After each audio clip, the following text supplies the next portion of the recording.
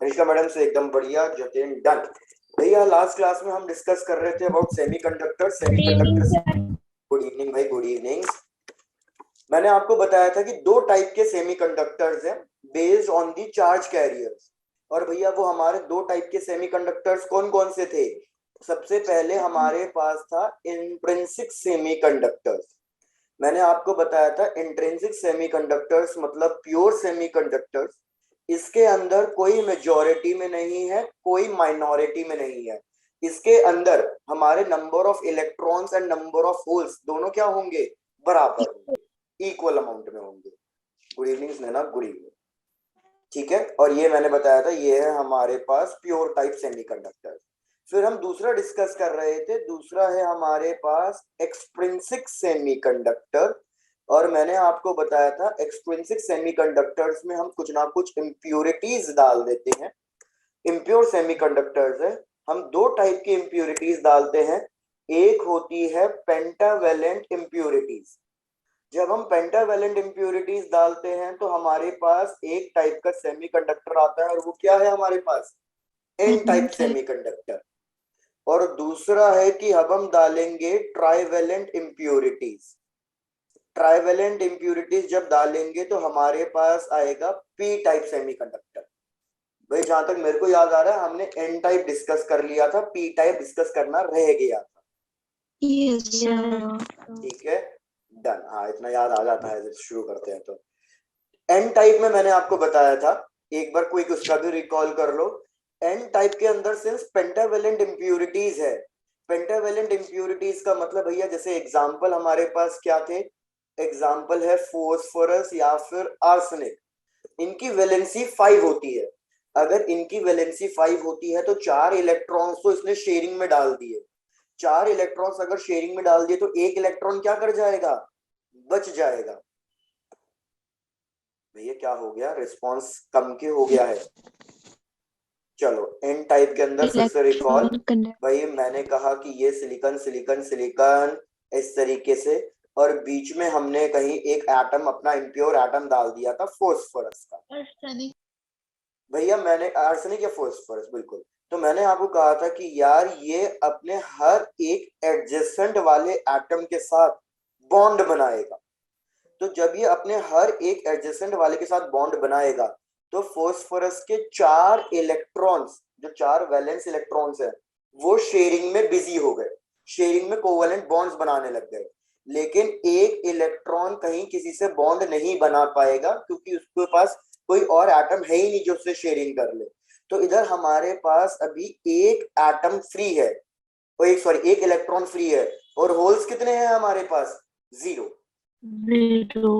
अब जब हम यहाँ पे बॉन्ड तोड़वाएंगे तो जैसे ही हमने बॉन्ड ब्रेक कराया तो भैया ये वाला इलेक्ट्रॉन भी बाहर आ जाएगा। तो ये वाला इलेक्ट्रॉन बाहर आएगा तो यहाँ पे क्रिएट हो जाएगी एक वैकेंसी। तो अगर अब मैं देखूं मेरे पास कितने इलेक्ट्रॉन खाली हो गए हैं, मेरे पास 2 इलेक्ट्रॉन खाली हो गए हैं। 2 इलेक्ट्रॉन खाली हो गए, लेकिन स्पेस कितनी, होल्स कितने हैं हमारे पास? वन। एक ही होल है। तो मैंने आपको कहा था कि हमारे पास 2 इलेक्ट्रॉन हो जाएंगे और एक ही होल हो जाएगा। ये एक सिंगल की बात करी है, ऐसे मेरे पास बहुत सारे और भी एटम्स होंगे। एन एटम्स को जोड़ के हम लैक्टिक स्ट्रक्चर बना रहे हैं। तो भैया इनके ऊपर पावर एन हो जाएगी। तो मेरे पास मेजॉरिटी में नंबर ऑफ इलेक्ट्रॉन्स बहुत ज्यादा हो जाएंगे नंबर ऑफ होल्स के कंपैरिजन में। तो इधर हमारे पास इलेक्ट्रॉन मेजॉरिटी में है और हमारे पास होल्स माइनॉरिटी में है। और सिंस ये इलेक्ट्रॉन को डोनेट करने की टेंडेंसी रख रहा है तो इसलिए ये क्या कहलाएगा? हमारा डोनर आयन की तरह कहलाएगा। यहां तक एक बार चेक कर लो, कोई डाउट तो नहीं है? यहां तक हमने कर लिया था अपने लास्ट क्लास में। Yes sir. चलो डन, वेरी गुड। क्लियर? चलो तो स्टार्ट कर लो भैया। हमारा नेक्स्ट वाला that is P type semiconductor. भैया पी टाइप सेमीकंडक्टर्स, इसमें हम ऐड करेंगे अपनी ट्राइवेलेंट इम्प्योरिटीज। मेरी टाइप, अच्छा वो जो मैं लिख रहा हूँ वो लैग कर रहा होगा। अच्छा एक मिनट। Yes sir. भाई पी टाइप के अंदर हम डालते हैं ट्राइवेलेंट इम्प्योरिटीज। ट्राइवेलेंट इम्प्योरिटीज अगर हम डाल रहे हैं तो मतलब हमारा क्या हो गया, जैसे मैंने एग्जांपल दिए थे ट्राइवेलेंट इम्प्योरिटीज के, एग्जांपल होगा हमारे पास एल्यूमिनियम या फिर बोरॉन वगैरह। इसके अंदर पहले ही लिख देता हूं भैया, हमारे इस केस में होल्स जो पॉजिटिव चार्ज की तरह एक्ट कर रहे थे वो मेजॉरिटी में होंगे और जो इलेक्ट्रॉन्स हैं वो माइनॉरिटी में होंगे। अब जरा डायग्राम देख लो, डायग्राम कैसे बनेगा भैया, फिर से वही, ये हो गए हमारे पास सिलिकॉन सिलिकॉन एटम्स और बीच में मैं फिट कर रहा हूं एक तरीके से एल्यूमिनियम एटम। भैया एल्यूमिनियम एटम की अगर मैं बात कर रहा हूं तो इसके पास 3 वैलेंसी है। 3 वैलेंसी होने की वजह से ये किसी भी 3 के साथ तो बॉन्ड बना लेगा। भाई इसके एडजेसेंट में 4 एटम्स हैं लेकिन इसके पास वैलेंसी 3 है, तो ये किसी 3 के साथ, तो जैसे भैया मैं अज्यूम कर रहा हूं कि इसने इस लेफ्ट वाले के साथ, इस ऊपर वाले के साथ और इस नीचे वाले के साथ तो शेयरिंग कर ली, अपने 3 इलेक्ट्रॉन्स दे दिए, लेकिन ये राइट वाले के साथ भैया बॉन्ड नहीं बना पाएगा क्योंकि राइट वाले के पास इलेक्ट्रॉन देने के लिए है ही नहीं इसके पास। चेक करो कि ये वाली बात समझ में आ रही है आपको? Yes, sir. सर एक बार रिपीट कर दो। एक बार रिपीट करना है। देखो मैं क्या कह रहा हूं, हमारे एल्यूमिनियम के एडजेसेंट सिलिकॉन के कितने एटम्स आ रहे हैं? हर एक एटम के एडजेसेंट 4 एटम्स आ रहे हैं। क्या ये वाली बात मानी आपने? Yes, sir. जैसे मैंने बताया था एल्यूमिनियम के एडजेसेंट 4 एटम्स कैसे हुए, एक राइट में, एक लेफ्ट में, एक आगे और एक कहाँ है, पीछे है। तो सिलिकॉन मतलब ये जो एल्यूमिनियम एटम है इसके साथ 4 सिलिकॉन एटम्स है जो बॉन्ड बना रहे हैं इस तरीके से। अब ये बॉन्ड क्यों बना रहे हैं? ये बॉन्ड इसलिए बना रहे हैं क्योंकि भैया इनको इलेक्ट्रॉन की शेयरिंग करनी है। तो जैसे पहले क्या हो रहा था, फोस्फोरस के पास 5 इलेक्ट्रॉन थे तो इसके 4 इलेक्ट्रॉन किस चीज में बिजी हो गए थे, शेयरिंग में, और एक इलेक्ट्रॉन खाली रह गया था। लेकिन अब एल्यूमिनियम के साथ भैया उल्टा है, एल्यूमिनियम के पास 3 ही तो वैलेंस इलेक्ट्रॉन्स हैं, तो ये अपने 3 ही तो इलेक्ट्रॉन शेयरिंग के लिए बिजी रख सकता है। तो एक इलेक्ट्रॉन इसने सपोज जैसे ऊपर वाले के लिए दे दिया, एक इलेक्ट्रॉन इसने लेफ्ट वाले के लिए दे दिया और एक इलेक्ट्रॉन इसने नीचे वाले सिलिकॉन एटम्स के लिए दे दिया, तो यहां तक तो हो गई शेयरिंग। अब ये जो राइट में सिलिकॉन है ये अपना इलेक्ट्रॉन दे रहा है, लेकिन एल्यूमिनियम इलेक्ट्रॉन कहां से लाए, उसके पास तो 3 ही वैलेंस थे, तो यहाँ पे क्या क्रिएट हो जाएगा, यहाँ पे एक वैकेंसी क्रिएट हो जाएगी। भैया क्या मेरी स्लाइड शो नहीं हो रही है? हो सर, रही है हो- सर, हो रही है। गायत्री स्लाइड शो हो रही है और क्या मेरी वॉइस लैग कर रही है? No, sir. No sir. Gayatri फिर आप अपना नेटवर्क कनेक्शन चेक करो, ठीक है? तो एक बार मैं फिर से पूरी कहानी रिपीट कर देता हूँ भैया, हर एक एटम के पास 4 वैलेंस होने चाहिए क्योंकि हर एक एटम के एडजेसेंट 4 एटम्स आ रहे हैं।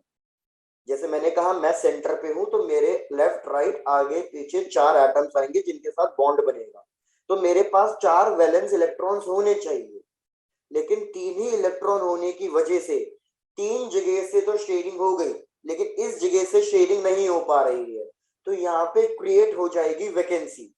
तो अगर मैं अभी बात करूं, अभी भैया मेरे पास एक होल है लेकिन इलेक्ट्रॉन्स कितने फ्री हैं, इलेक्ट्रॉन्स कोई भी फ्री नहीं है।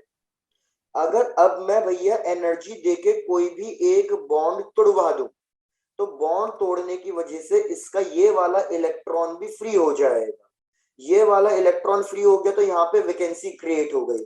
तो अगर आप देखो अब आपके पास होल्स 2 हैं लेकिन इलेक्ट्रॉन कितने फ्री हुए, केवल 1. एक इलेक्ट्रॉन फ्री हुआ। तो ऐसे अगर n नंबर ऑफ एटम्स की बात करते जाऊंगा तो भैया हमारे जो नंबर ऑफ होल्स हैं वो बहुत ज्यादा हो जाएंगे नंबर ऑफ इलेक्ट्रॉन्स के, इसलिए इधर जो करंट प्रोड्यूस होगा वो होगा भले ही दोनों की वजह से, लेकिन भैया ज्यादा डोमिनेंट रोल प्ले कौन करेगा, ज्यादा डोमिनेंट रोल प्ले करेगा मेजॉरिटी चार्ज कैरियर जो कि है होल्स। सिर्फ इसके पास होल्स ज्यादा है, इलेक्ट्रॉन की शॉर्टेज है इसके पास पहले से ही, तो क्या ये इलेक्ट्रॉन डोनेट करेगा, ये इलेक्ट्रॉन डोनेट नहीं करेगा। इसके पास वैकेंसी है तो ये कोशिश करेगा इलेक्ट्रॉन को एक्सेप्ट करने की, इलेक्ट्रॉन को एक्सेप्ट करने का मतलब है कि ये बन जाएगा नेगेटिव आयंस, और इसके ऊपर भैया एक होल एक्स्ट्रा था क्योंकि एक इलेक्ट्रॉन ये नहीं दे पा रहा था, तो ये इसका डायग्राम है पी टाइप का, और ये हो जाएगा हमारे पास एक्सेप्टर। अब एक बार चेक कर लो, आपको ये पी टाइप का भी सारा डायग्राम वगैरह सारा कॉन्सेप्ट समझ में आ गया है? Yes, sir. Yes. कर लो। सर हाँ बोलो। सर ये एक्सेप्टर वाला दोबारा से बता दो। एक्सेप्टर वाला दोबारे से, यार मैंने आपको कहा जैसे फास्फोरस पीछे, इसके पास एक्स्ट्रा इलेक्ट्रॉन्स आए हैं, तो इस जिसके पास एक्स्ट्रा इलेक्ट्रॉन्स है वो डोनेट करेगा ना, ये इलेक्ट्रॉन्स को डोनेट कर रहा है। भैया पहले से ही एक्स्ट्रा था तो ये तो डोनेट कर रहा है, इसके पास तो जगह है ही नहीं इलेक्ट्रॉन रखने की, तो ये इलेक्ट्रॉन्स को डोनेट करके पॉजिटिव आयन बन जाते हैं। अगर कोई डोनेट करता है तो वो पॉजिटिव आयन बनता है ना, तो इसलिए मैंने आपको लास्ट क्लास में, कल की क्लास में डायग्राम बताया था इसका कि एन टाइप के लिए हम क्या मार्क करते हैं, पॉजिटिव और ये जो एक एक्स्ट्रा इलेक्ट्रॉन था, पॉजिटिव और ये जो एक एक्स्ट्रा इलेक्ट्रॉन था, इस तरीके से। और इसका नेचर कैसा होगा, इसकी टेंडेंसी कैसी होगी, डोनेट करने की, तो ये डोनर बन गया था। क्या ये चीज समझ में आई है? Yes sir. लेकिन ये इलेक्ट्रॉन्स डोनेट कहां से करेगा, इसके पास तो पहले से ही शॉर्टेज है भैया। 4 बिजी करने थे शेयरिंग में, 3 ही बिजी हो पाए, एक तो शॉर्टेज ही चल रहा है, तो ये तो चाहेगा कि इलेक्ट्रॉन एक्सेप्ट कर ले ताकि इसके पास फिर से वैलेंसी 4 हो जाए और ये चारों को शेयरिंग पे डाल दे। तो ये इलेक्ट्रॉन एक्सेप्ट करना चाह रहा है, एक्सेप्ट करना चाह रहा है तो ये बनेगा एक्सेप्टर, और कोई एक्सेप्टर होता है तो वो होता है नेगेटिव आयंस, और ये उसका एक्स्ट्रा होल।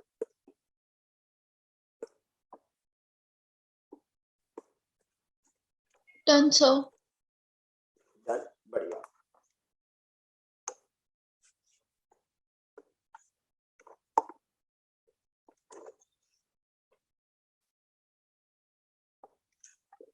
Done, sir.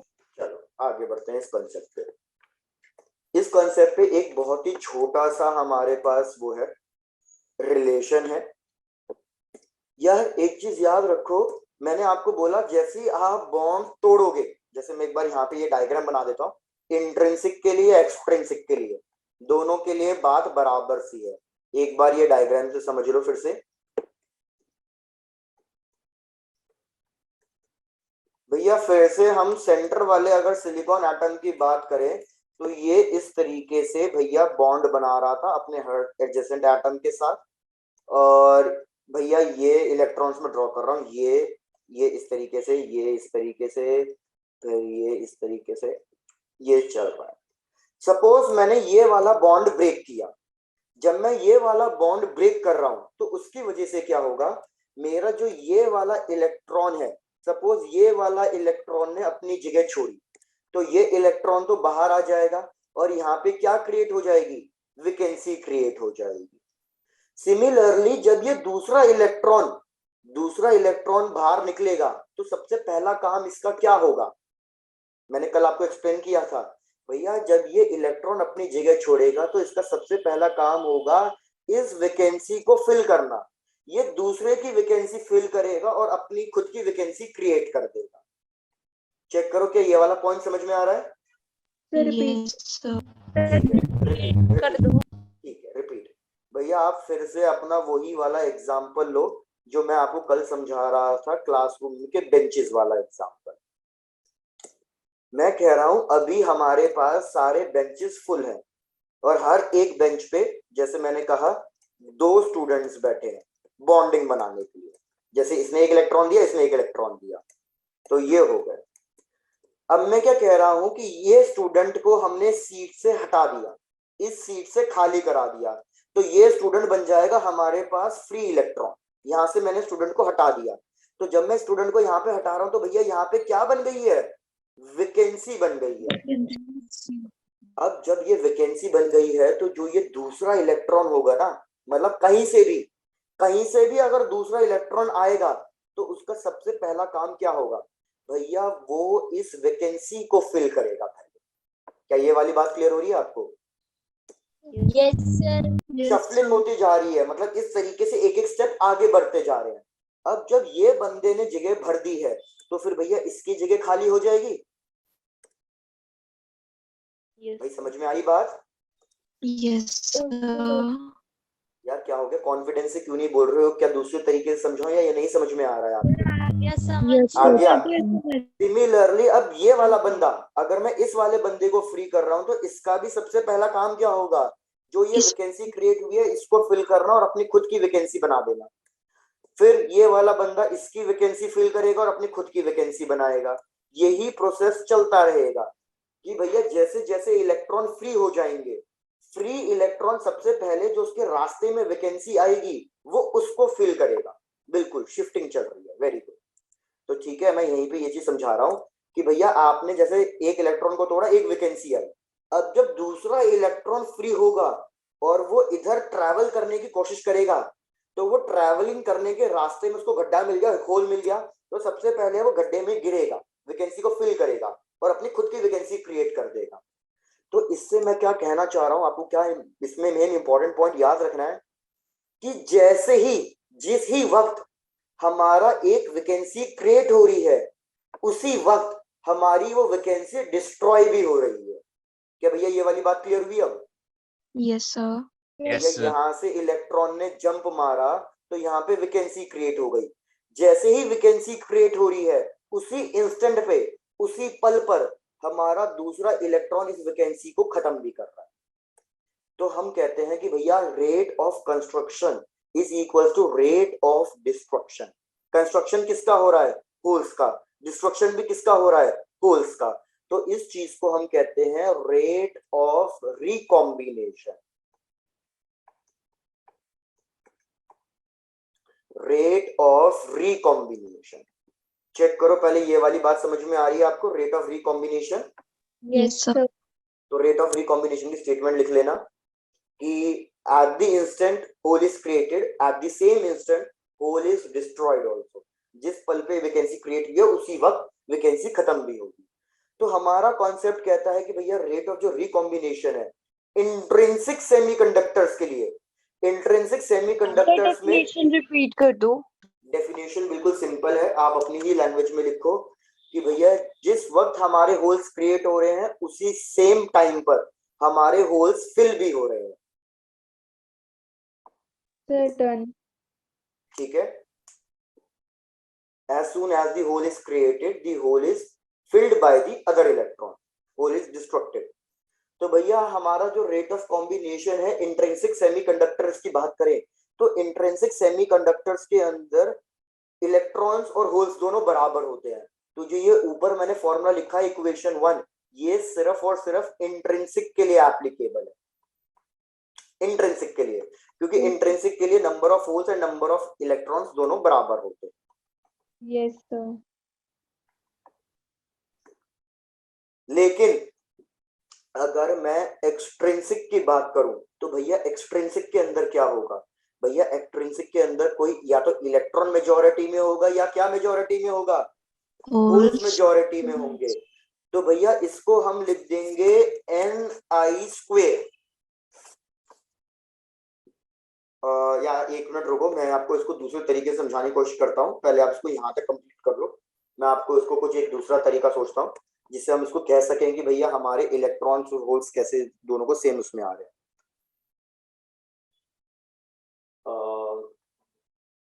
इसको चलो ठीक है, देखते हैं। भैया यहाँ तक सबने नोट डाउन कर लिया ना? Yes, Yes. sir. ठीक है, डन। तो यार यहाँ पे इंट्रिंसिक के अंदर लिख रहा हूँ number of electrons and number of holes दोनों इक्वल होते हैं, तो इनको कोई Ni से इंडिकेट कर दो। Ni से इंडिकेट कर दोगे तो ये हो जाएगा हमारे पास Ni इंटू Ni, तो ये बन जाएगा हमारे पास R is directly proportional to Ni²। और ये हम पूरी की पूरी बात किसके लिए कर रहे हैं? ये हम बात कर रहे हैं इंट्रिंसिक के लिए। एक्सट्रिंसिक के अंदर तो कोई एक मेजॉरिटी में होगा, कोई एक माइनॉरिटी में होगा, तो ये दोनों की वैल्यू इक्वल नहीं होगी। दोनों की वैल्यू इक्वल नहीं होगी तो हम इसको Ni से रिप्लेस नहीं कर सकते। तो ये फॉर्मूला हो जाएगा हमारे पास एक्सट्रिंसिक के लिए। एक बार चेक कर लो, आपको ये दोनों इक्वेशन समझ में आ गई हैं? Yes, sir. लेकिन चाहे इंट्रिंसिक हो चाहे एक्सट्रिंसिक हो, रेट ऑफ कॉम्बिनेशन दोनों के लिए बराबर है। दोनों के लिए बराबर मतलब चाहे इंट्रिंसिक सेमीकंडक्टर हो चाहे, जतिन सेकंड वाला रिपीट करना है, ठीक है।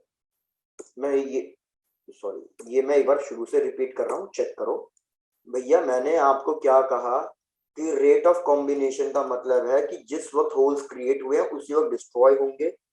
तो रेट ऑफ कॉम्बिनेशन किस पे डिपेंड करेगा भैया? वो चार्ज डेंसिटी पे डिपेंड करेगा। पहले तो इतना याद रखो, चार्ज डेंसिटी पे क्यों डिपेंड करेगा? अगर किसी मटेरियल के अंदर ज्यादा इलेक्ट्रॉन्स हैं, इलेक्ट्रॉन की डेंसिटी ज्यादा है, तो भैया वो फटाफट होल्स को फिल करता रहेगा। और जैसे ही वो होल्स को फटाफट फिल कर रहा है तो उस केस में होल्स फटाफट क्रिएट भी तो हो रहे हैं। क्या ये वाला पॉइंट समझ में आ रहा है? Yes, sir. Yes, sir. तो भाई वही चीज इधर मैं कह रहा हूं कि हमारा जो रेट ऑफ कॉम्बिनेशन है वो किस पे डिपेंड कर रहा है? चार्ज डेंसिटी पे। लेकिन सेमीकंडक्टर्स के अंदर कितने टाइप के चार्जेस होते हैं? दो टाइप के, एक इलेक्ट्रॉन होता है और एक क्या होता है? होल्स, है ना? तो भैया हम Yes. लिखेंगे हमारा रेट ऑफ कॉम्बिनेशन किस पे डिपेंड करेगा? Electron as well as holes पर। अब भैया एक्सट्रिंसिक के अंदर दोनों अलग अलग होते हैं, इसलिए Ne और NH ये दोनों टर्म अलग अलग है। तो ये लिख लो आप कि भैया ये है एक्सट्रिंसिक के अंदर, इसको इस तरीके से इमेजिन करो। लेकिन अगर मैं इंट्रिंसिक की बात करूं तो इंट्रिंसिक के अंदर Ne और NH दोनों इक्वल हैं। तो आप इसको लिख सकते हो Re is equal to Ne और NH को भी Ne लिख सकते हैं जतिन। Yes, sir. अब मैं कह रहा हूं Ne, या इसकी जगह मैं चाहता तो ये भी लिख सकता था NH इंटू NH। तो मैं कह रहा हूं ये कंफ्यूजन दूरी कर दो, इन दोनों को रिप्लेस कर दो सिंपल सिंपल Ni से। Ni का मतलब चार्ज कैरियर है बस। तो यहाँ पे क्या हो जाएगा? ये Ni into Ni which means Ni square. तो ये वाला फॉर्मूला सिर्फ और सिर्फ आप किसके लिए एप्लीकेबल कर सकते हो? इंट्रिंसिक के लिए, क्योंकि इंट्रिंसिक के अंदर ही ये दोनों बराबर होते हैं बस। अब मैं आपको क्या बोल रहा हूं कि भले ही चाहे इंट्रिंसिक हो चाहे एक्सट्रिंसिक हो, दोनों में काम हो तो सेम ही रहा है कि जैसे ही होल क्रिएट होगा वैसे ही होल फिल भी होगा। तो दोनों के लिए रेट ऑफ रिकॉम्बिनेशन सेम होगा। दोनों के लिए अगर रेट ऑफ रिकॉम्बिनेशन सेम है तो इक्वेशन 1 और इक्वेशन 2 दोनों को इक्वेट कर दो, बराबर ही है।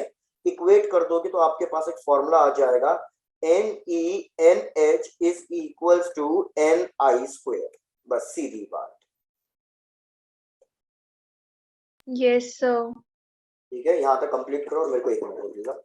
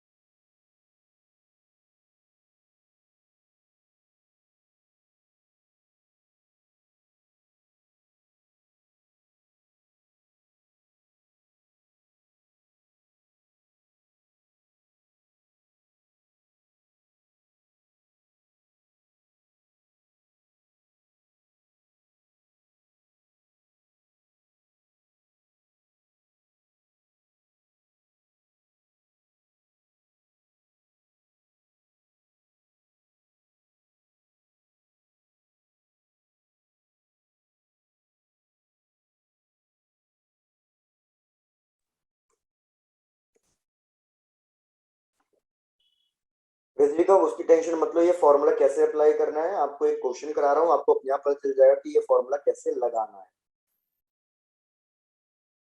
Okay, sir.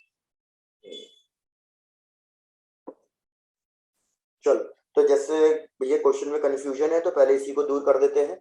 एक क्वेश्चन ट्राई करो इस पे, बिल्कुल सिंपल सा ही क्वेश्चन है भैया। क्वेश्चन क्या है कि हमारे पास एक प्योर सेमीकंडक्टर है। प्योर सेमीकंडक्टर का मतलब आप समझ ही गए होंगे, इंट्रिंसिक की बात कर रहे हैं। तो वो कह रहा है कि इसके अंदर इलेक्ट्रॉन और होल्स की कंसंट्रेशन सेम है, जितने इलेक्ट्रॉन है उतने ही होल्स हैं, और इनकी कंसंट्रेशन कितनी गिवन है? 6 × 10⁸ पर मीटर क्यूब, मतलब इलेक्ट्रॉन डेंसिटी गिवन है ये आपको। ठीक है, मैं यहाँ पे लिख देता हूँ। बेसिकली ये हमें क्या गिवन है? इलेक्ट्रॉन डेंसिटी, मतलब चार्ज पर यूनिट वॉल्यूम। तो देखो इसलिए पर मीटर क्यूब में आया है। क्वेश्चन कह रहा है कि अब हमने इसमें डोपिंग कर दी। अगर मैं इसमें डोपिंग कर रहा हूं तो अब ये किस टाइप का सेमीकंडक्टर बन जाएगा? एक्सट्रिंसिक सेमीकंडक्टर बन जाएगा। तो हमने कहा कि भैया जब हमने डोपिंग करी तो अब इलेक्ट्रॉन की डेंसिटी बढ़ गई है, अब नंबर ऑफ इलेक्ट्रॉन्स बढ़ गए हैं, इलेक्ट्रॉन का कंसंट्रेशन बढ़ गया है। इलेक्ट्रॉन का कंसंट्रेशन हो गया है 9 इंटू 10⁻12 पर मीटर क्यूब। तो ये अब नई चार्ज डेंसिटी, नई इलेक्ट्रॉन डेंसिटी है हमारे पास। तो इस पे बिल्कुल इतना आसान सा क्वेश्चन बोल रहा है भैया सबसे पहले तो मेरे को ये बताओ ये कौन से टाइप का सेमीकंडक्टर बनेगा, एन टाइप या पी टाइप या कौन से टाइप का सेमीकंडक्टर बनेगा। और दूसरी चीज वो कह रहा है कि भैया मेरे को न्यू होल कंसंट्रेशन बताओ कि न्यू होल कंसंट्रेशन कितनी हो गई होगी। अगर इलेक्ट्रॉन की डेंसिटी इतनी हो गई है तो नए होल की डेंसिटी कितनी हो गई होगी। चीजें क्लियर हुई यहां तक? Yes, sir. तो देखो अब मैं आपको बता रहा हूं सीधे सीधे एक चीज। फर्स्ट पार्ट तो बिल्कुल सिंपल है, अगर मेरे पास इलेक्ट्रॉन की डेंसिटी बढ़ गई है, क्वेश्चन कह रहा है इलेक्ट्रॉन की डेंसिटी इंक्रीज हुई है, तो मतलब हमारे पास Ne बहुत ज्यादा है NH से, तो ये कौन से टाइप का सेमीकंडक्टर होगा? N type भाई semiconductor. Very good. तो फर्स्ट पार्ट का तो पता चल ही गया, since Ne is much much greater than NH, तो ये हमारा होगा पेंटावैलेंट इंप्यूरिटीज के साथ और ये हो जाएगा हमारा N टाइप सेमीकंडक्टर। तो फर्स्ट वाले के लिए तो कुछ कैलकुलेट करना ही नहीं था। अब आई बात सेकंड वाले के लिए, तो सेकंड वाले के लिए ले देखे एक ही फॉर्मूला है आपके पास, NeNH is equal to Ni square. NeNH क्या है? मैंने बताया ये आपका एक्सट्रिंसिक के लिए है, और ये क्या किस चीज के लिए है? ये आपका इंट्रिंसिक के लिए है। तो देखो सारी वैल्यूज गिवन है आपको। Ne नई इलेक्ट्रॉन डेंसिटी कितनी गिवन है आपको? 9 इंटू 10⁻12। क्वेश्चन आपसे क्या कैलकुलेट करने के लिए कह रहा है? न्यू होल डेंसिटी कैलकुलेट करने के लिए कह रहा है। इसका मतलब था कि जब इलेक्ट्रॉन और होल्स दोनों इक्वल थे तो इंट्रिंसिक में कितने थे ये? 6 इंटू 10⁻, भाई कितनी देर की ये वैल्यू? 6 इंटू 10⁸ और इसका स्क्वायर। तो यार अब इसको सॉल्व करके क्या न्यू होल कंसंट्रेशन नहीं निकाल पाओगे? बस ये Yes, यूज करना था। sir. रिजल्ट आप चेक करो, अब क्लियर है कैसे यूज करना है ये वाला फॉर्मूला? Yes, sir. डन। भैया हर्षिका गलत आ रही है वैल्यू, सही से सॉल्व करो, गलत आ रही है वैल्यू।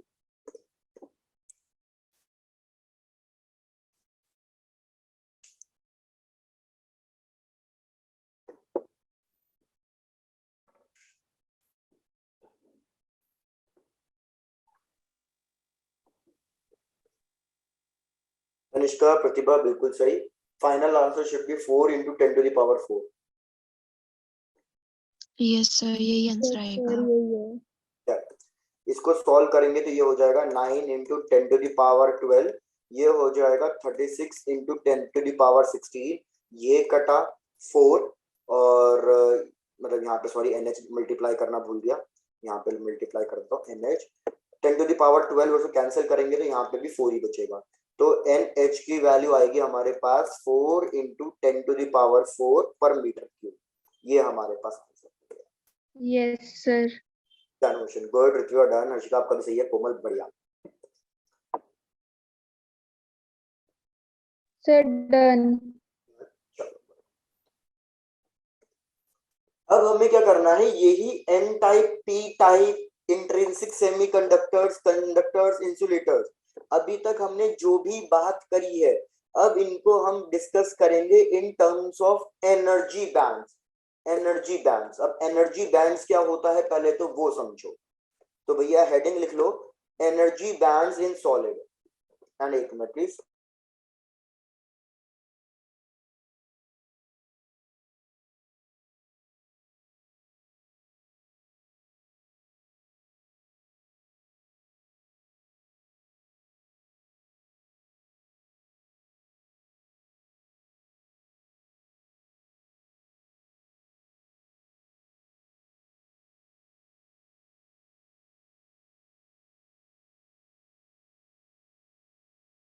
यार एक मिनट रुकना प्लीज, एक अर्जेंट काम है, एक मिनट प्लीज।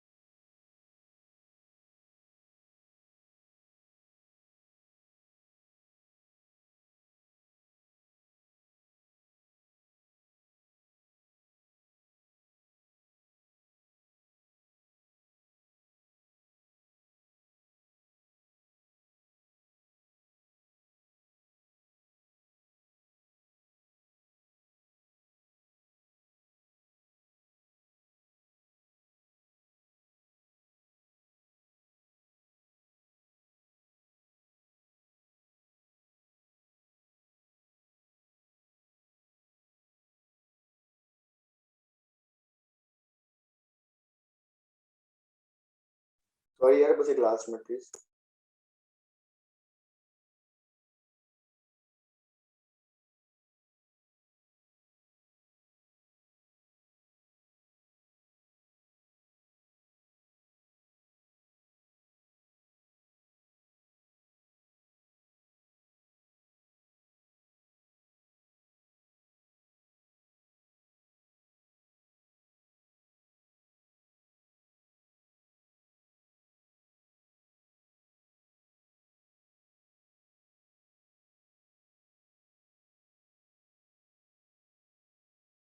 चलो भाई, sorry. Energy bands in solids.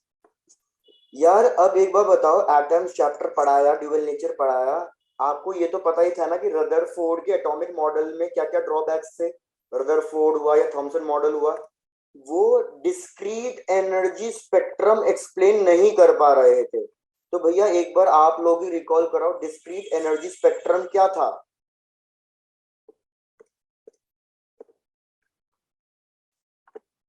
भैया सब लोग हो?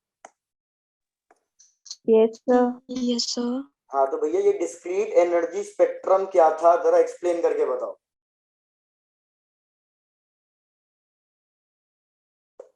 किसी को याद नहीं? अरे वाह, कितना बढ़िया रिवीजन करते हो ना तुम लोग। भैया रदरफोर्ड के हिसाब से यार, या फिर थॉमसन के हिसाब से, पहली बात थॉमसन मॉडल तो फेल ही था, क्योंकि उसके हिसाब से हमारा भैया पूरा का पूरा जो क्या कहते हैं पॉजिटिव चार्ज है वो यूनिफॉर्मली डिस्ट्रीब्यूटेड था, और बीच बीच में कहीं ना कहीं इलेक्ट्रॉन थे। रदरफोर्ड के मॉडल में क्या ड्रॉबैक आया? रदरफोर्ड के मॉडल के हिसाब से उसने कहा सेंटर पे न्यूक्लियस तो है, लेकिन हमारा जो ये इलेक्ट्रॉन है वो किसी भी ऑर्बिट में रिवॉल्व कर सकता है। किसी भी ऑर्बिट में रिवॉल्व करने का मतलब है कि उसका ये भी ऑर्बिट हो सकता है, उसका ऑर्बिट ये भी हो सकता है, उसका ऑर्बिट ये भी हो सकता है, मतलब उसका कोई भी ऑर्बिट हो सकता है। सिंस उसका कोई भी ऑर्बिट हो सकता है, तो इसलिए हमारे पास जो एनर्जी आएगी एक ऑर्बिट से रिलेटेड, वो एनर्जी का डायग्राम यूनिफॉर्म होना चाहिए। एनर्जी के मतलब ऐसे गैप नहीं होने चाहिए, ये कंटिन्यूअस एक यूनिफॉर्म होना चाहिए। क्या भैया ये चीज समझ में आ रही है? Yes, sir. Yes, sir. भैया पता नहीं, मेरे को कॉन्फिडेंस नहीं आ रहा, फिर से समझो। जैसे ऐसा करो, बॉर्स मॉडल के हिसाब से याद रखो। भाई बॉर्स ने क्या बोला था कि ये मेरा न्यूक्लियस है, तो हमारा जो इलेक्ट्रॉन है वो अपने स्पेसिफिक ऑर्बिट में ही घूमेगा। तो इस हर एक ऑर्बिट से रिलेटेड एक एंगुलर मोमेंटम होगा और एक एनर्जी होगी। सपोज ये ऑर्बिट 1 है, हाइड्रोजन के लिए बात कर रहे हैं, तो हाइड्रोजन के लिए फर्स्ट ऑर्बिट में कितनी एनर्जी होती थी भैया? -13.6 इलेक्ट्रॉनिक वोल्ट। फिर सिमिलरली अगर सेकंड ऑर्बिट है तो उसकी भी अपनी एक स्पेसिफिक एनर्जी होगी। तो उसकी स्पेसिफिक एनर्जी भैया सेकंड ऑर्बिट के लिए कितनी की है? Sir Minus -3.4 electronic very good. ऐसे ही थर्ड ऑर्बिट के लिए थी -1.51। -1.51. तो ये देखो, ये डिस्क्रीट एनर्जी स्पेक्ट्रम आ रहा है। डिस्क्रीट एनर्जी स्पेक्ट्रम का मतलब क्या था कि भैया हर एक ऑर्बिट की एनर्जी अलग अलग आएगी, और वो एनर्जीज के बीच में कुछ ना कुछ गैप होगा। ये एनर्जी का ऐसा यूनिफॉर्म नहीं होगी। जैसे स्प्रिंग और बैंड, स्प्रिंग और बैंड में क्या डिफरेंस है भैया? ये हमारी स्प्रिंग अलग अलग है, और बैंड का मतलब है कि हमारी स्प्रिंग अलग अलग नहीं होती, इस तरीके से कंटिन्यूअस होता है।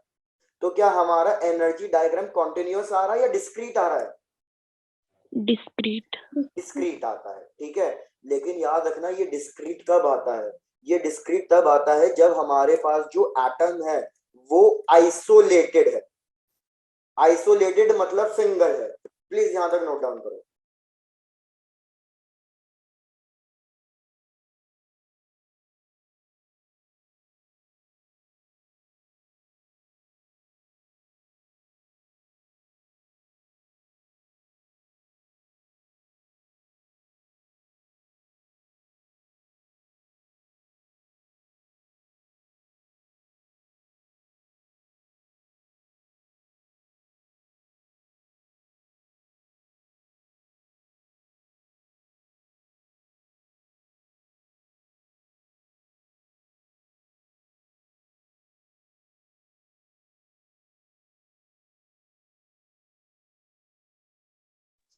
denser,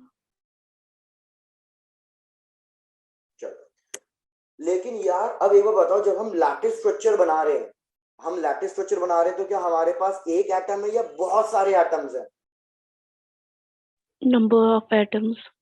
तो डिस्क्रीट मींस टू से डिफरेंट गैप्स ऑफ एनर्जी। हाँ बिल्कुल, मतलब स्टेज बाय स्टेज हमारे पास एनर्जी गैप्स होंगे। अब जब यार ये तो आइसोलेटेड के लिए है, लेकिन जब हमारे पास लैटिस स्ट्रक्चर बनता है, मतलब इस टाइप का हम क्रिस्टलाइन स्ट्रक्चर बनाते हैं, तो भैया हमारे पास हर एक एटम बहुत ज्यादा क्लोज आ जाता है। जब हर एक एटम बहुत ज्यादा क्लोज आ जाता है ना, तो जो इसके वैलेंस शेल्स हैं, वैलेंस मतलब आउटर शेल्स हैं, उनकी एनर्जी का जो डायग्राम है फिर वो डिस्क्रीट नहीं रहता। डिस्क्रीट क्यों नहीं रहता? क्योंकि पर हर एक एटम दूसरे एटम के वैलेंस पे इफेक्ट डालना शुरू हो जाता है। जैसे फॉर एग्जांपल ये आइसोलेटेड एटम है, ठीक है, तो इसके हर एक ऑर्बिट के पास अपनी अलग अलग एनर्जी है। इन ऑर्बिट को कोई और फर्क डालने वाला प्रेजेंट है क्या? नहीं, कोई और फर्क नहीं डाल रहा। लेकिन अब जरा इस डायग्राम को सोचो कि भैया ये मेरे पास एक एटम हो गया, सेंटर पे न्यूक्लियस, ये मेरे पास दूसरा एटम हो गया। तो जब मेरे पास दो एटम्स आ गए, तो भैया ये जो वैलेंस शेल्स है ना, इन पे दो न्यूक्लियस अपना असर डालेंगे। एक तो ये वाला न्यूक्लियस तो अपना असर डालेगा ही डालेगा, लेकिन ये वाला न्यूक्लियस भी अपना असर डालना शुरू कर देगा। क्या भैया ये चीज समझ में आ गई आपको? yes sir, तो इसकी वजह से अब इस हर एक वैलेंस ऑर्बिट की, ये लेकिन सिर्फ वैलेंस के साथ ही होगा, वैलेंस शेल के साथ ही होगा ये सिर्फ, तो हर एक वैलेंस ऑर्बिट की जो एनर्जी है ना, वो फिर अलग मतलब डिस्क्रीट नहीं रहती। उसके ऊपर बहुत सारे न्यूक्लियस अपना अपना फर्क डाल रहे हैं। तो जैसे ये N3 ले लो कि भैया जैसे ये N3 मेरा वैलेंस शेल है, तो पहले तो इसकी एक स्पेसिफिक एनर्जी आ रही थी, लेकिन जैसे ही हम क्रिस्टलाइन स्ट्रक्चर की बात करेंगे तो इनर शेल की एनर्जी तो अभी भी डिस्क्रीट आएगी। ये तो अभी भी सेम यही होगा, -13.6 और ये -3.4, लेकिन इस वैलेंस शेल की एनर्जी रीडिस्ट्रीब्यूट मतलब इस तरीके से बैंड बनना शुरू हो जाएंगे। जैसे रदरफोर्ड ने कहा था, ऐसे बैंड बनना शुरू हो जाएंगे। और ये बैंड क्यों बन रहे हैं? ये बैंड इसलिए बन रहे हैं क्योंकि इस न्यूक्लियस पे ये भी असर डाल रहा है, ये भी असर डाल रहा है, ये भी असर डाल रहा है, ये भी असर डाल रहा है, तो सबकी एनर्जी का कंट्रीब्यूशन आने लग जाएगा। आई होप ये चीज समझ में आ रही होंगी आपको। Yes, sir. yes तो sir, इस चीज को हम कहेंगे एनर्जी बैंड। इसी चीज को हम क्या कहेंगे? Energy band. जब एक ही ऑर्बिट की एनर्जी मल्टीपल एनर्जी में स्प्लिट हो जाती है, ठीक है, एक बार सिंपल लैंग्वेज में रिपीट कर रहा हूं, जब एक ही ऑर्बिट की एनर्जी मल्टीपल एनर्जी लेवल्स में, वो कंटिन्यूअस लेवल्स होने चाहिए, कंटिन्यूअस लेवल में स्प्लिट हो जाती है, तो उस चीज को हम कहते हैं एनर्जी बैंड। तो अब यहां तक भी नोट डाउन करो, अब मैं आपको एनर्जी बैंड प्रॉपर एक्सप्लेन करने जा रहा हूं कि भैया कैसे कैसे ये फॉर्म होता है।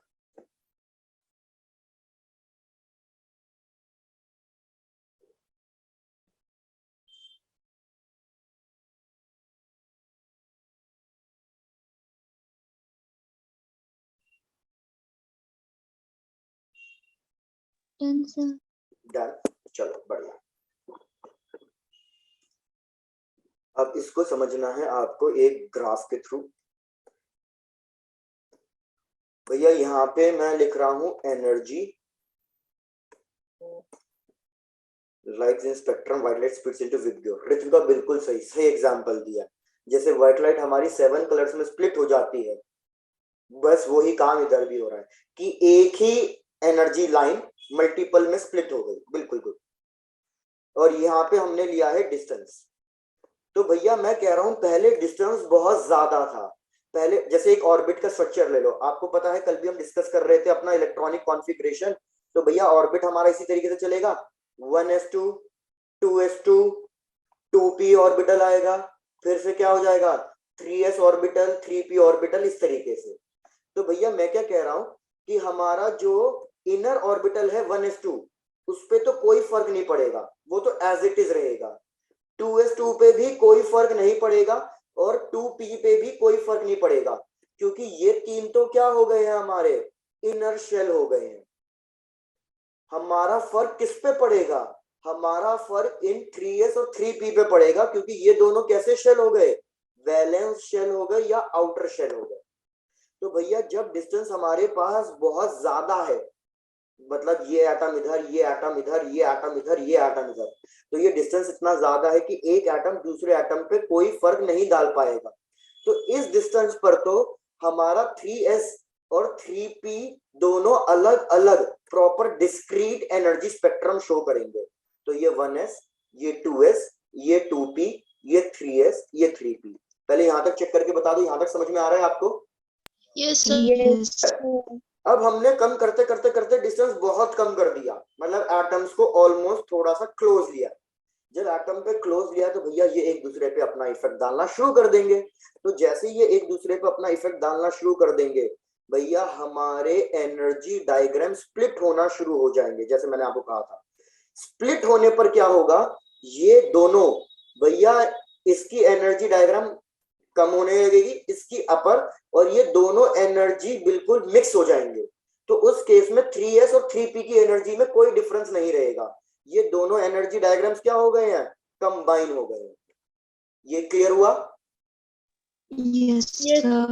जैसे इधर इसकी एनर्जी इतनी ज्यादा स्प्लिट हुई, इतनी ज्यादा स्प्लिट हुई कि वो 2 और 3 दोनों में कोई फर्क रहा ही नहीं। 2 से लेकर 3 तक प्रॉपर बैंड क्रिएट हो गया। इस तरीके से इमेजिन कर लो। तो यहाँ पे 3s और 3p इतनी सारी एनर्जी लेवल स्प्लिट हुई कि ये दोनों में कंटिन्यूअस बैंड बन गए। अब अगर मैं फर्दर और डिस्टेंस डिक्रीज करूं, तो हमने देखा ये जो बैंड पहले कंबाइन हुए थे ना, अब ये बैंड फिर से अलग अलग होना शुरू हो गए, अलग अलग होना शुरू हो गए हैं। लेकिन इन दो बैंड के बीच में कुछ ना कुछ गैप आ गया है। अगर आप देखो, ऊपर वाला बैंड अलग हो गया है, नीचे वाला बैंड अलग हो गया है, और इन दो बैंड के बीच में ये आपको हल्का सा गैप दिखाई दे रहा है। चेक करो, ये चीज समझ में हो गई? Yes, sir. एक बार रिपीट कर दो। प्रीवियस पे जाओ। पहले क्या हुआ था, ये कंटिन्यूअस बैंड बन गया था। Yes, sir. अब ये कंटिन्यूअस बैंड होने के बाद है ना, इनमें ग्रुप बनना चालू हो गए, ग्रुप बन गए। इसने कहा कि भैया ऊपर वाले एक ग्रुप बना लो, नीचे वाले कुछ एक ग्रुप बना लो, दोनों में ग्रुप डिवाइड हो गए। Yes, sir. क्लियर हो गया? तो इधर भी वही हो रहा है। इधर पहले तो एनर्जी कंबाइन हो गई, सब में अच्छी खासी दोस्ती चल रही थी, लेकिन दोस्ती होने के बाद दोनों ने अपने अलग अलग ग्रुप बना लिए। जैसे वो तुमने जोश मूवी देखी होगी, एक बन गया ईगल गैंग, एक बन गया बिच्छू गैंग। भैया समझ में आ गया? Sir, मैं नहीं देखी. नहीं देखी? ओहो सॉरी भैया, मैं थोड़ा सा एसआर के फैन हूँ, तो मैंने मूवीज देखी हैं उसकी, तो मैं उसके हिसाब से बोल गया। अरे समझ जाओ यार, मतलब दो ग्रुप्स बन गए हैं, बीजेपी कांग्रेस। चलेगा इतना? Yes, sir. अब ठीक है. ठीक है, चलो डन, बढ़िया। तो भैया जो ऊपर वाला बैंड है, ये वाला बैंड हमारा कहलाएगा कंडक्शन बैंड, और जो नीचे वाला बैंड है ये कहलाएगा हमारा वैलेंस बैंड। और इनके बीच में जो गैप आया है, ये गैप हमारा कहलाएगा forbidden energy gap, forbidden energy gap. और यही गैप डिसाइड करेगा कि कौन सा मटेरियल कंडक्टर कहलाएगा, कौन सा मटेरियल इंसुलेटर कहलाएगा, और कौन सा मटेरियल सेमीकंडक्टर कहलाएगा। प्रतिभा आपने देखी है? बढ़िया। अच्छा कोमल ने भी देखी है, ओके। जोश मूवी बिल्कुल कोमल, हालांकि इतनी अच्छी मूवी नहीं थी, मैं तो बस ऐसे ही बता रहा हूँ उस टाइम की, लेकिन काफी हिट मूवी थी। Yes sir.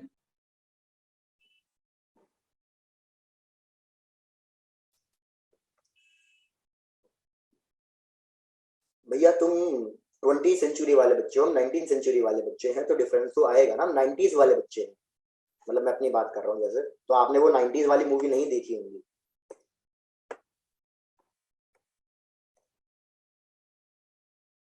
अब मैं आपको समझा देता हूँ इसमें क्या डिफरेंस है। पहले इसे समझ लो, आपको ये बैंड डायग्राम एक ही बार में समझ में आ जाएगा। जैसे मैं अब एग्जांपल देने वाला हूं, चलो। अच्छा प्रतिभा ऐसा भी है, चलो चलो इधर समझो यार। यार एक बार बताओ, मैंने तुम्हें बताया था कंडक्टर्स और इंसुलेटर्स में डिफरेंस क्या है? भाई कंडक्टर्स में, पहले इधर ध्यान दो, कंडक्टर्स में क्या होगा, कंडक्टर्स में हमारा ये सपोज एक इलेक्ट्रॉन्स का बॉन्ड ये बना हुआ है, ठीक है, ये इलेक्ट्रॉन्स है। अब हमारे कंडक्टर्स में खासियत क्या है कि जो ये इलेक्ट्रॉन्स है ना, इनके पास पहले से ही हाई एनर्जी है, इनके पास पहले से ही एनर्जी ज्यादा है, तो जनरली इनको हल्की सी एनर्जी और चाहिए फ्री होने के लिए, बिल्कुल हल्की सी। और ये हल्की सी एनर्जी इनको कहाँ मिल जाती है? रूम टेम्परेचर पे ही मिल जाती है कंडक्टर्स को। तो कंडक्टर्स को ये एनर्जी रूम टेम्परेचर पे ही मिल जाती है, तो ये इलेक्ट्रॉन्स एनर्जी गेन करेगा, इसको आयनाइजेशन एनर्जी मिल जाएगी और ये इलेक्ट्रॉन अपना ऑर्बिट छोड़ देगा। जैसे इस इलेक्ट्रॉन ने अपना ऑर्बिट छोड़ा तो ये इलेक्ट्रॉन क्या बन गया? Free electron. और फ्री इलेक्ट्रॉन का काम क्या होता है? Conduct electricity. तो कंडक्ट इलेक्ट्रिसिटी। तो ये जो इलेक्ट्रॉन फ्री हुआ है, ये इलेक्ट्रॉन को हम कहेंगे कि भैया ये इलेक्ट्रॉन जाएगा कंडक्शन बैंड में। और जो इलेक्ट्रॉन फ्री नहीं हुआ है, ये इलेक्ट्रॉन अभी भी वैलेंस ऑर्बिट में है, तो ये इलेक्ट्रॉन क्या कहलाएगा? Valence band. मतलब देखो बैंड का मतलब क्या है? ग्रुप्स हैं, और ये ग्रुप्स क्या बता रहे हैं? एक ग्रुप नीचे आ रहा है, अगर आप डायग्राम में देखो एक ग्रुप नीचे आ रहा है, नीचे आने का मतलब है कि भैया इस ग्रुप के अंदर वो लोग आएंगे जिनकी एनर्जी कम है, और ये कंडक्शन बैंड वाला ग्रुप ऊपर आ रहा है, मतलब ये वो वाला बैंड होगा जिनके पास एनर्जी क्या होगी? ज्यादा होगी। तो एनर्जी ज्यादा तो तब होगी ना जब मैं इनको एक्स्ट्रा एनर्जी प्रोवाइड करूंगा और ये फ्री हो चुके होंगे। तो मेरे जितने भी चार्जेस फ्री होंगे इलेक्ट्रिसिटी कंडक्ट करने के लिए, मतलब उनके पास एनर्जी ज्यादा होंगी और वो सारे के सारे किस में जाएंगे? कंडक्शन बैंड में जाएंगे। और जो जो इलेक्ट्रॉन्स अभी भी वैलेंस बैंड में है, मतलब उनके पास एनर्जी कम है, ये अभी भी वैलेंस में ही है, तो इसलिए ये ड्रॉ किए जाएंगे वैलेंस बैंड में। अगर इनको इतनी एनर्जी दे दी जाए तो भैया ये अपने वैलेंस बैंड को छोड़ के कहां चले जाएंगे? कंडक्शन बैंड में चले जाएंगे। और ये एनर्जी गैप बेसिकली क्या होगा? ये energy gap basically ionisation energy होगी, कि जो मेरे इलेक्ट्रॉन्स को चाहिए फ्री होके ऑर्बिट को छोड़ने के लिए। क्या ये वाली बात क्लियर हुई है आपको? Yes, sir. Yes, sir. Yes, sir. तो भैया कंडक्टर्स के अंदर ये एनर्जी बैंड जो गैप है ये बहुत ही कम होता है, मतलब ऑलमोस्ट देखो इतना कम होता है कि भैया इतनी एनर्जी, ये इतना सा गैप है बस, तो इतनी एनर्जी तो रूम टेम्परेचर पे ही मिल जाती है बड़े आराम से, या फिर अगर मैं नॉर्मल रब करूं तो फ्रिक्शन से भी इतनी एनर्जी मिल जाती है। इसलिए जब दो चीजों को रब करते हैं तो भैया उस पर चार्जेस ट्रांसफर हो जाते हैं, बिल्कुल नेग्लिजिबल गैप है। Very good.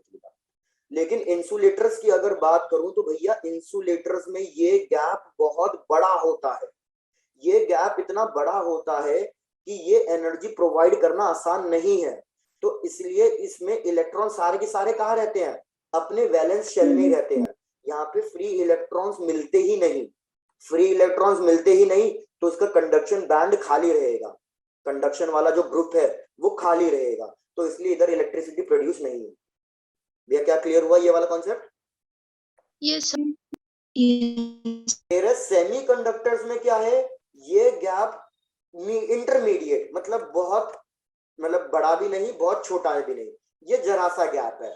और ये गैप ऐसा गैप है कि मैं इसको थोड़ी सी हीट एनर्जी या इलेक्ट्रिक एनर्जी प्रोवाइड करा के इन चार्जेस को फ्री करा के कंडक्शन बैंड में पहुंचा सकता हूं। तो ये हो गया आपका difference between conductors, insulators and semiconductors on the basis of their energy band diagram. लेकिन इसको इस तरीके से नहीं, प्रॉपर ड्रॉ करेंगे, प्रॉपर एक्सप्लेन करूंगा।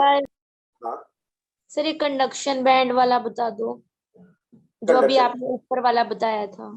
ठीक है, ठीक है।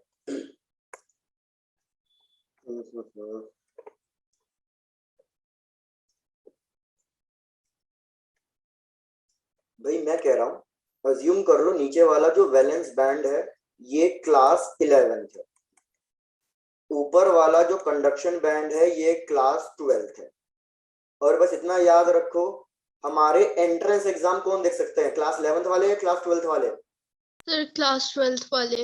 एंट्रेंस एग्जाम को मानो कि भैया वो आपका है फ्री चार्जेस जो इलेक्ट्रिसिटी कंडक्ट कर सकता है, मतलब इलेक्ट्रिसिटी को हम मानो एंट्रेंस एग्जाम। अब मैं क्या बोल रहा हूं कि भैया अभी हमारे पास सारे बच्चे, कंडक्टर्स हो चाहे इंसुलेटर्स हो चाहे सेमीकंडक्टर्स हो, सारे बच्चे अभी क्लास 11th में हैं। जब तक ये सारे बच्चे क्लास 11th में हैं, क्या हमारे पास करंट आ सकता है? मतलब एंट्रेंस एग्जाम दे सकते हैं? नहीं। नो तो सर। अभी करंट की वैल्यू कितनी रहेगी? 0। Zero. तो याद रखना ये हो गई वैलेंस शेल के साथ बात कि भैया अगर मैं ये एटम ले रहा हूं तो अभी जो इसका ये आउटर मोस्ट ऑर्बिट होगा उसमें ये जितने भी इलेक्ट्रॉन्स होंगे इन इलेक्ट्रॉन्स के पास कुछ ना कुछ एनर्जी होगी। ये मैंने आपको पढ़ाया है डुअल नेचर और एटम्स में कि इस इलेक्ट्रॉन के पास टोटल एनर्जी होती है और टोटल एनर्जी का फॉर्मूला याद है ना आपको, KQ/2R। Yes, sir. ठीक है, तो इधर इसके पास टोटल एनर्जी होगी लेकिन ये अभी अपने वैलेंस शेल में ही है, ये फ्री नहीं है, तो इसीलिए ये अभी कोई इलेक्ट्रिसिटी कंडक्ट नहीं कर सकता। लेकिन मेरे को बताओ करंट प्रोड्यूस कराने के लिए मेरे को क्या करना पड़ेगा? इन स्टूडेंट्स को 12th क्लास में पहुंचाना पड़ेगा। तो भैया 12th क्लास में पहुंचाने के लिए मुझे इनको कुछ ना कुछ एनर्जी देनी पड़ेगी। क्या ये बात मान ली आपने? Yes, yes sir. Sir. Energy देने का मतलब है कि इनको भैया एक लेवल पार करना पड़ेगा और वो लेवल क्या है? 11th के एग्जाम। तो इन्होंने भैया 11th के एग्जाम क्लियर करे मतलब इनको ये एनर्जी प्रोवाइड हुई। जैसे ही ये एनर्जी प्रोवाइड हुई भैया इस इलेक्ट्रॉन ने अपना ऑर्बिट छोड़ दिया। अब इस इलेक्ट्रॉन ने अपना ऑर्बिट छोड़ दिया तो ये इलेक्ट्रॉन कैसे हो गए? फ्री। फ्री होने का मतलब है ये कहां पहुंच गए हैं? कंडक्शन बैंड में पहुंच गए हैं। अब ये कंडक्शन बैंड में पहुंच गए हैं तो अब करंट प्रोड्यूस होगा या नहीं होगा? Yes, sir. क्लियर हो गई बातें? Yes, sir. अब मैं यस सर। अब मैं आपको क्या समझा रहा हूं, अब यही चीज अलग एग्जांपल से लो। अलग एग्जांपल क्या है भैया? अगर मैं बात करूं कंडक्टर्स की तो कंडक्टर्स के अंदर क्या हो रहा है भैया? ये जो गैप है कि भैया ये जो गैप है ये बहुत कम है। मतलब ये मान लो ऑलमोस्ट सारे बच्चे क्लास 12th में ही है, बस क्लास 12th में क्या हो रहा है कि कुछ बच्चों का लेवल कम है कुछ बच्चों का लेवल ज्यादा है, ये एनर्जी गैप बहुत कम है। तो भैया इस केस में तो करंट आराम से प्रोड्यूस हो जाएगा, ये एनर्जी आराम से रूम टेम्परेचर पे ही मिल जाएगी। लेकिन मैं कह रहा हूँ इंसुलेटर्स के अंदर यही गैप क्या है? बहुत बड़ा है। बहुत बड़ा मतलब इन दी सेंस ये ले लो कि भैया नीचे अभी सिर्फ क्लास 9th के बच्चे हैं और यहाँ पे क्लास 12th के बच्चे हैं, तो भैया ये गैप बहुत ज्यादा बड़ा हो जाएगा। इतना गैप यूजुअली फुलफिल नहीं हो पाएगा, इसलिए करंट कितना हो जाएगा? 0। इधर कंडक्शन बैंड बिल्कुल क्या रहेगा? खाली। सारे के सारे बच्चे सिर्फ किसमें हैं? वैलेंस बैंड में। भैया सबको ये वाला एग्जांपल समझ में आ गया? Yes, sir. मैं कह रहा हूँ सेम सेमीकंडक्टर्स के अंदर क्या है? सेमीकंडक्टर्स के अंदर ये गैप थोड़ा सा ज्यादा है लेकिन बहुत ज्यादा भी नहीं, बस थोड़ा सा ज्यादा, हल्का सा ज्यादा है। तो इस एनर्जी गैप के हिसाब से हम डिसाइड कर सकते हैं कौन सा मटेरियल कैसा है। तो अगर एनर्जी गैप ऑलमोस्ट नेग्लिजिबल है तो वो मटेरियल क्या बन जाएगा? कंडक्टर। अगर एनर्जी गैप बहुत ज्यादा है तो वो क्या बन जाएगा? Insulator. और अगर एनर्जी गैप इंटरमीडिएट टाइप है, ना ज्यादा कम ना ज्यादा ज्यादा, तो वो क्या बन जाएगा? इसका खत्म। तो मैं कह रहा हूँ इसको प्रॉपरली मैं आपको ड्रॉ वगैरह करके बताऊंगा लेकिन वो नेक्स्ट क्लास में करेंगे। आप सिर्फ फिलहाल के लिए ये मेन चीज याद रखो, बस यहाँ तक का। सर हाँ सर इंसुलेटर में गैप ज्यादा हो? हाँ, इंसुलेटर में गैप बहुत ज्यादा होगा तो सारे के सारे इलेक्ट्रॉन्स वैलेंस में ही प्रेजेंट रहेंगे, बस फ्री तो कोई है ही नहीं।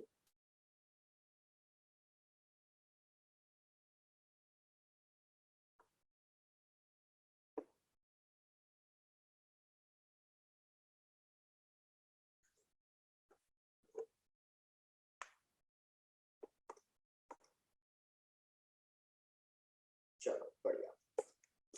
तो बस भाई आज के लिए इतना ही। डन डनाडन। Tata bye bye, take care, enjoy और मिलेंगे thank you next sir. Class bye में। सर। बाय बाय भाई, बाय बाय।